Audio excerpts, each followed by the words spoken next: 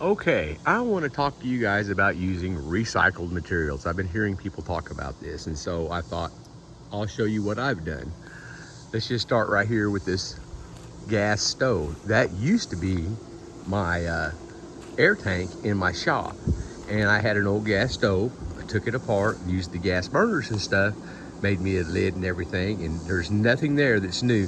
The tires come off of an old, it's called a mule jack. The tank is an old pressure tank. The stainless steel bar right there in the front is off of a weight bench. All of it is just used materials.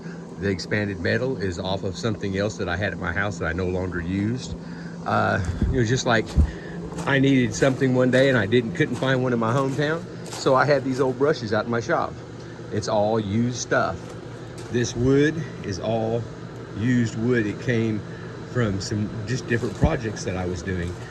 The metal that I used to make these brackets was some real big a real big 1/4 inch thick steel angle iron that I cut up and made all of these brackets. Now all this wood on this up here is all new wood, except for the 2x6s. All the 2x8s are new. This sheet iron come off of a I think it was a 1930 something barn. It was an old dairy, and they were reskinning it. And his sister is one of my customers, and he's one of my customers. And I got this sheet iron off of a 1930s barn. All of it. The roof, everything. One of my cousins, her mom and dad bought an 1890s school building. And they moved it, and then they built I think it was a 4-bedroom house inside of it. And they died, and the house was literally sitting there falling apart and rotting. I went over there, and all the wood you see up here for the rafters, all the wood you see on the walls, except for the post. The post I bought, because that holds everything up. But all that wood, all the wood in here, except for the post, come from an 1890s schoolhouse. And that wood is hard. It's really hard to drive a nail in it. That's why I use most of these screws on this, because it's so hard. But the hinges right here, all 3 of these hinges are hinges that I just picked up somewhere. Don't remember where I got them from now. This water hose spool that I'm not using right now because my hose is laying on the ground, that was my mom and dad's old pressure tank off of their water well. I just cut the top and bottom of it off, welded a piece of metal in the middle, and made me a spool out of it. That deer stand back there, that's an old ladder that I got from work that got bent. I straightened it and made a deer stand out of it. Let's just see, let's go over here. All the sheet iron on this whole building, inside and out, part of it come from the 1930s dairy farm. Part of it come from a hog farm, and part of it come from a barn that was tore down that was built right after World War II. And the guy that actually owns it, his father-in-law is the one that built the barn, and he was telling me about it. And right there below the window, it's stamped, made in Japan. Some of this metal was made in Japan. I've got some inside and I've got some outside. Some of the wood, not very much of the wood in this cabin, is used lumber. Most of it's new. Whoops, my cousin's dad died, and then his mother died not too long ago, and they sold the house. But the people that bought the house, it was a prefab home, not a trailer house, but a manufactured home, and they just took the house and they left the porch there. All of this wood on this is from their porch, every bit of it.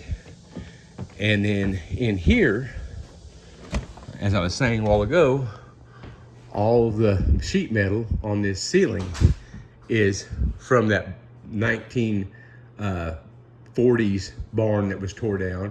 And there's a few pieces of metal up here that say made in Japan on it. All of the insulation underneath the floors, in the walls, in the ceiling, every bit of insulation in this building, except for the spray foam, is all reclaimed. I bought it from a store that sells that kind of stuff. These windows were bought, they're brand new windows. They've never been installed anywhere, but they've been sitting there for 5 years, and I got them from the same store. This wood burning stove is a 1980 wood burning stove. It's got the manufacturing date on the back. I believe it was like August 22nd, 1980. It was one of my old school teachers. They had it in their A-frame cabin. They didn't use it anymore. I got it from them. But that's, you know, when you start doing that kind of stuff, you help the environment, you help yourself because you get it at a good price. It's like all this sucker rod come from one of my neighbors. He needed some work done. I went down and spent one day working at his place, and I got all this sucker rod, all the sucker rod I use in these footings, all the sucker rod I use in those footings and these footings, in my well house, and in my air conditioner pad for my mini split on the back of the cabin. That all come from there. Just like these barrels, they used to have car washing soap in them. That piece of wood up there is from my cousin's folks' place.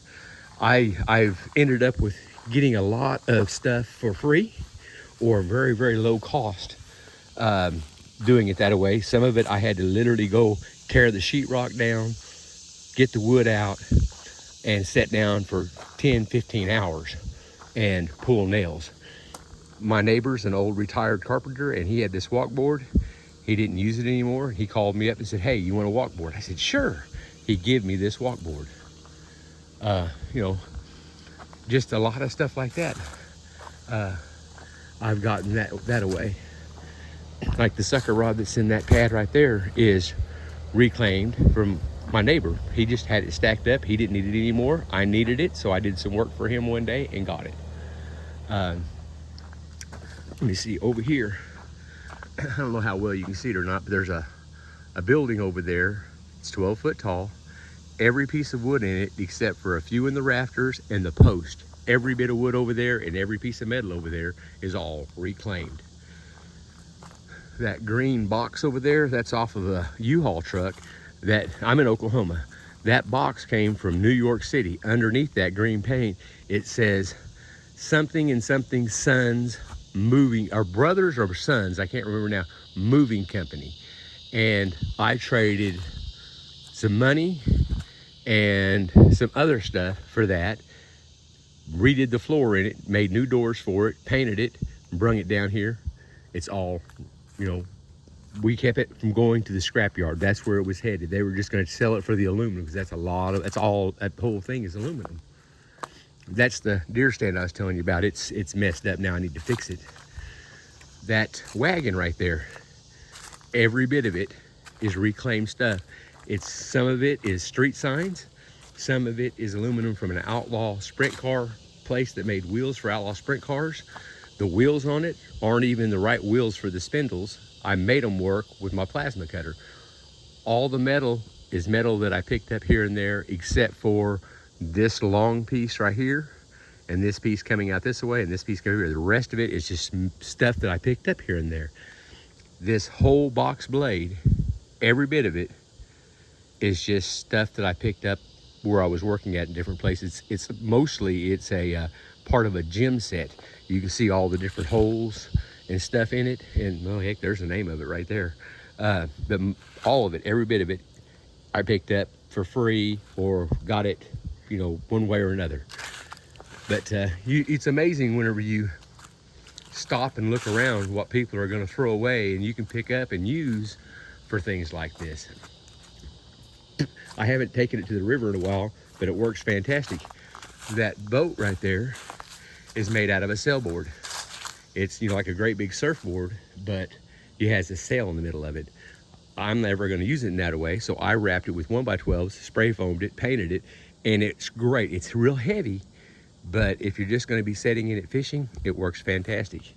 And it was just fixing to get thrown in a fire and burned. That's, you know, just another one of those things I picked up. But yeah, it's amazing whenever you look around you what you can find that you can use for a different purpose. And like I said, save yourself money and keep something from going to the landfill. See, all this, every bit of this metal, some of it's not the greatest looking in the world, but it serves its purpose. It's a nice, dry, clean little shop with a concrete floor And I did it all myself. Nobody helped me with one thing on this building. I did every bit of it by myself. All those blocks that I used underneath this building for my footings, those are some more of them.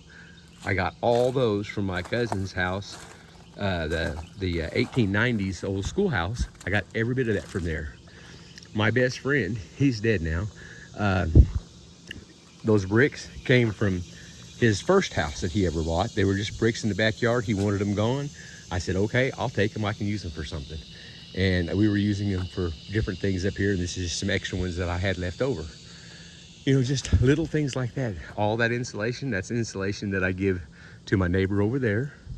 And it's all insulation it's the same insulation that I used in my cabin. And I didn't need it anymore, so I give it to him so he can use it in his garage when he builds his garage. He's fixing to build him one. But you know, I'll show you one more little thing over here.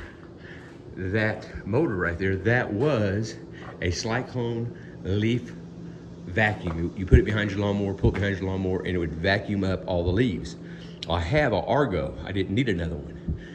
I took this, I turned the blower around sideways instead of straight up, remounted everything and mounted it on this little trailer that I had, I picked up somewhere. And now it's a leaf blower. It has a gate on that side and you fire it up and it'll blow the leaves sideways for you. You know, just like this riding lawnmower over here. It's no riding lawnmower my dad had. I bought 3 pieces of metal for it. I had a bunch of scrap metal at the house. I made the front end loader. The only other thing I bought was the winch. Everything else I got for free. It just kept it from going to the landfill, and it works fantastic. If you watch some of my other videos, you'll see it being used. That sink, one of my customers remodeling their house, I got that sink from them.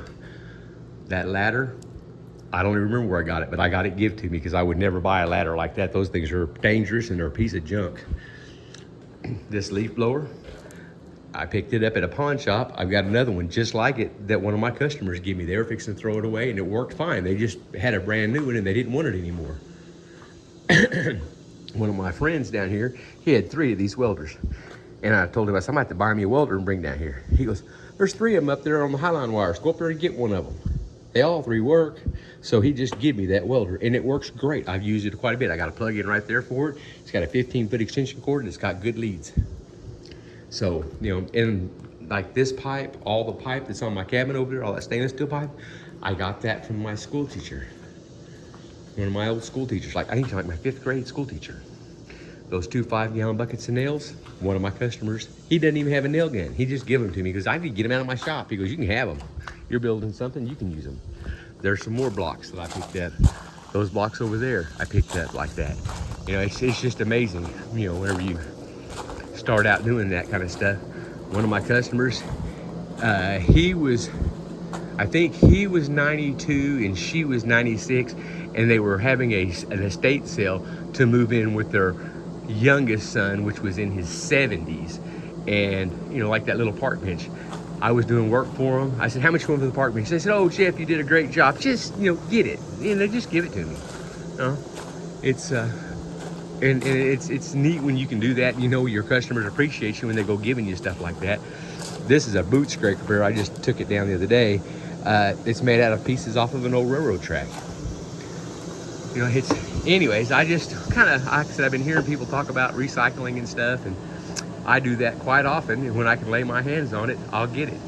If I can keep it out of the landfill and make some use out of it, doing something I want to do, hey, great, fantastic. Well, y'all, that's my little tale for you. And I went in my cabin over there a little bit ago. It's 95 degrees in there. It's 89 degrees outside, looks like, right there. Whew, it's hot. I just got here. It's Friday evening, and I don't know what the temperature was in this travel trailer, but I got the air conditioner and the travel trailer and the air conditioner in the cabin both turned on, and I'm gonna go in here and sit down and cool off and see if I can figure out something to eat. Figure out something to eat for dinner. And last Sunday when I left, there was a big storm come through, and it blew that limb down and blew that limb over there down, and there's another limb over there it blew down. And boy, it was really storming bad a week ago Sunday. Well, y'all take care, and thank you so much for checking in with me. And I hope, you know, that just kind of puts something in the back of your mind, things you might think of, you might be able to use to do something for yourself. Y'all take care, and thank you so much for checking in with me.